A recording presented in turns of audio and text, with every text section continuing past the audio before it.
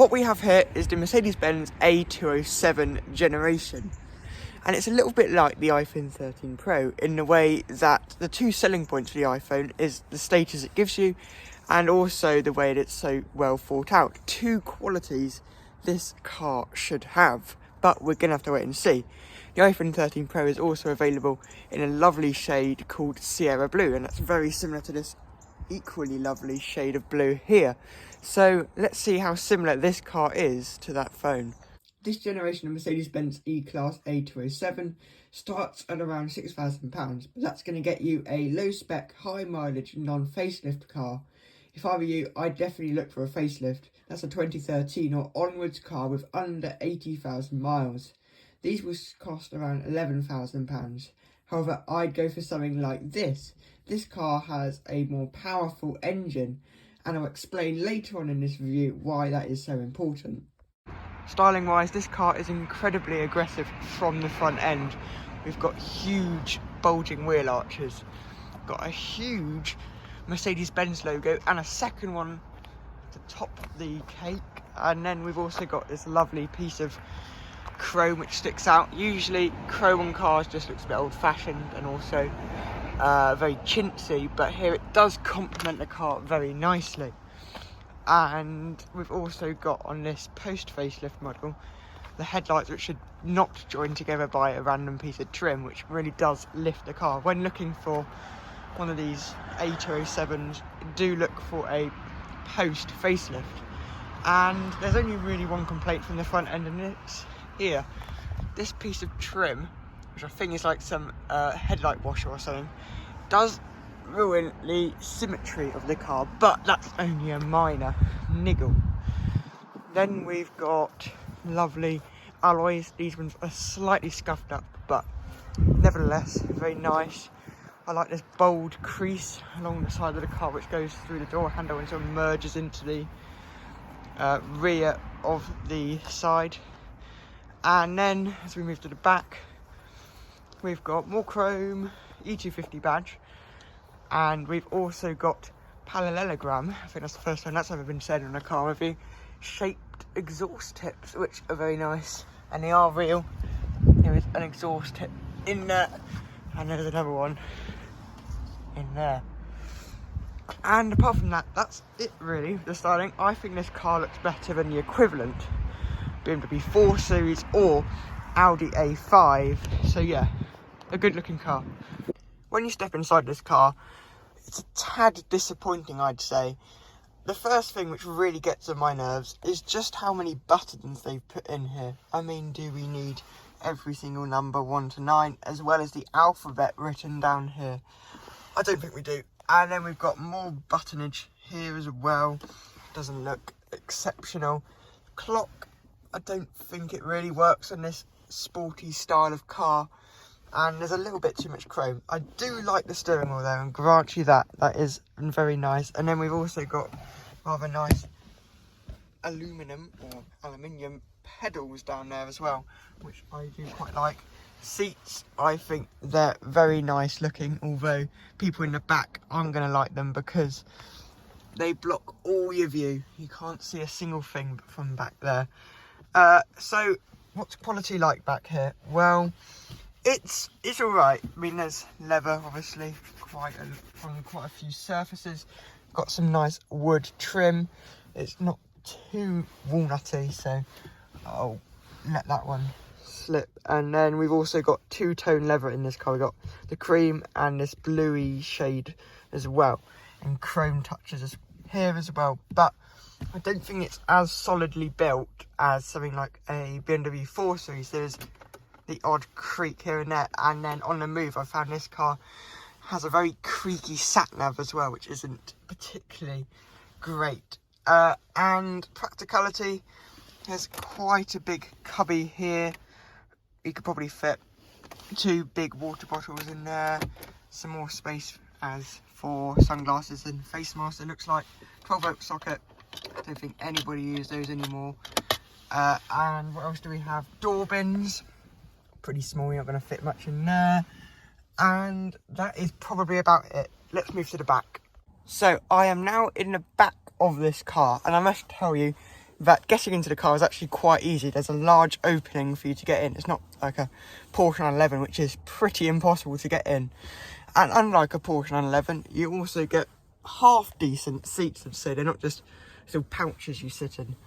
And for knee room, it's I'd say no. I don't think it's as good as it could be. I'm 6 foot tall, and we also have a 3 Series over there, an E46, which is a lot smaller, and my knees fit in all right. My knees always touch the seat in this car, which is a tad annoying. It does look like they've tried to put some inserts in here where your knees go, but as you can see, your knees do not align with these inserts, which is, once again, a tad annoying.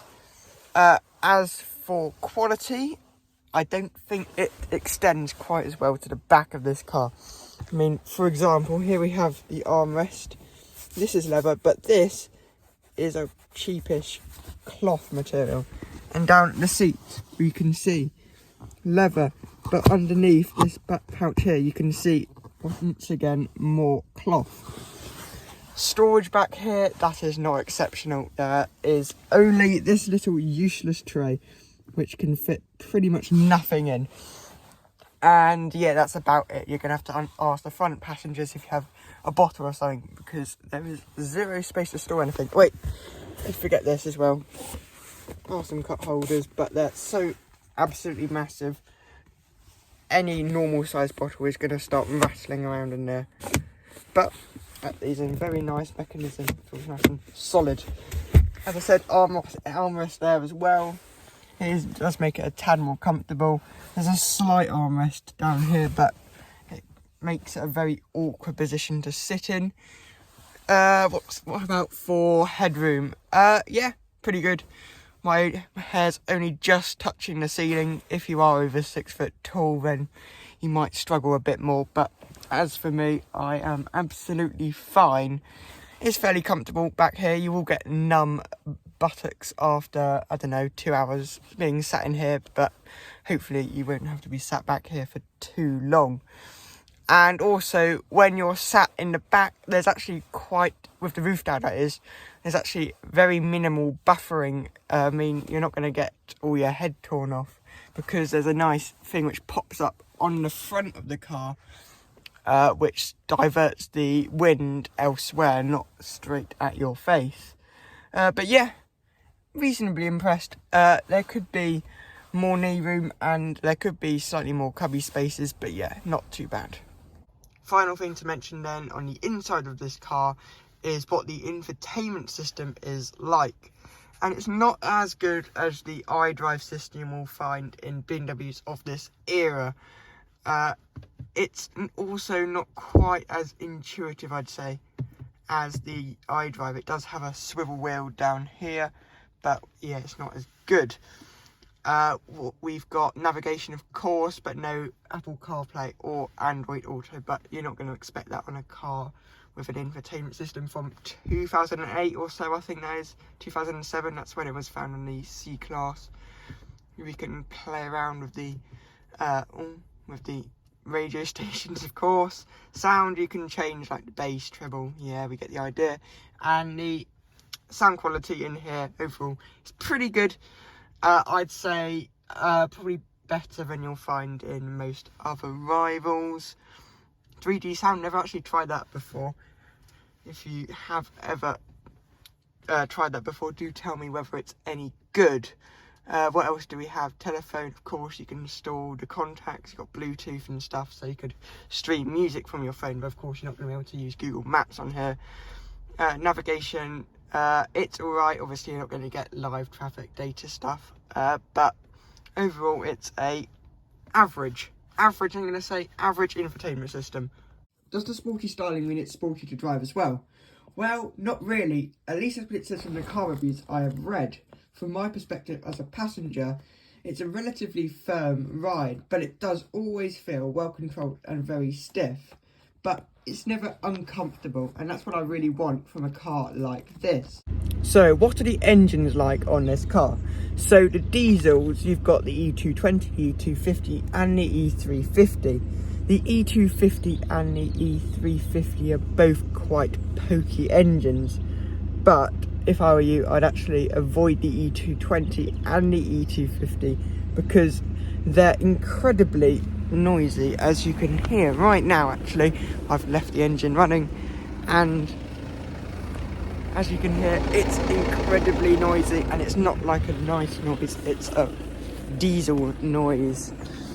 I mean, once we were actually trying to have a conversation right next to this car, and we had to shout at each other even though we were only a couple of meters away, just because the engine in this car makes a total racket. I mean, on the move, it's actually really nice. It's very smooth, but at a standstill, it is very noisy. But the E350 is a far smoother running engine, and you'll get more power. It will make a slight sacrifice on fuel economy, but I'd definitely say the E350 is well worth having. So the petrols, you have the E200, and then you have the E400. And the E350 was also available on the pre-facelift model. That was not a diesel though, obviously. And I'd say definitely avoid the lower powered petrols. They are really quite slow. But the E400 is a pretty decent unit, but I wouldn't say it's as good as the ones you'll find in the equivalent BMW 4 Series. That would be the 340i engine. So overall, I'd definitely go for the E350 diesel. I think this car actually quite suits the diesel engine. It's very fuel efficient. This car is of course based on an E-Class, which is a luxury car, so I think the E350 would be well worth having. The E400 is also incredibly rare, and the E350 diesel is also a lot cheaper as a used buy.